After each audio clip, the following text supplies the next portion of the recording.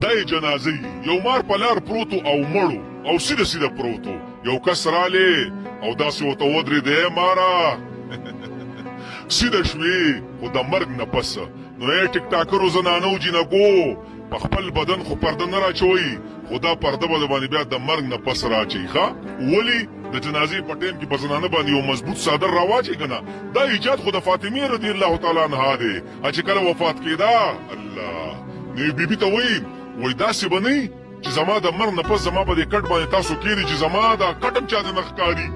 هغه ورته وایي بلکل حبشه کې دا یو ترتیب دی چې کله یو زنانه وفات شي نو یې په دې کټ ورته یو چبوتره ایږدي خو د هغې د پاسه بیا څادر ایږدي نو وایي دا زنانه چا ته نه ښکاري نو فاطمه صاحبه وایي الله دغه چل به ما سره کوئ نو زه خو ویم که نه چې دا ټیک ټاکرې زنانه او جینکۍ دا خو په دې میډیا باندې د خپل بدن نه پیسې ګټي او کلیامې خرڅوي نو ما زه خو ویم چې د مرګ نه پس هم په دوی دا پرده کې نه دي خو څه وکړم اسلام دی دین دی زه راشم د خپل اسلام او دین نه زه هغې زنانو ته وایم چې یو اوس نصیحت د دې نه حاصل کوي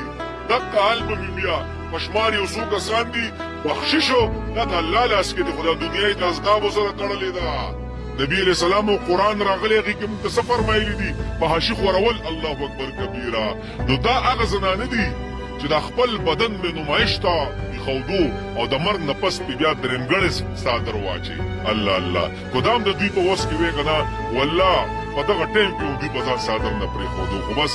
الله دې موږ ټول معاف کړي الله دې ګیلمنه وبخي چې څومره ته یې الله ټول سره زمونږ وبخي زمونږ هم پته نه لګي خو دنیا د اسبابو سره تړلې ده او موږ ته نبي اسلام دا ټولې خبرې کړي په حاشي خورول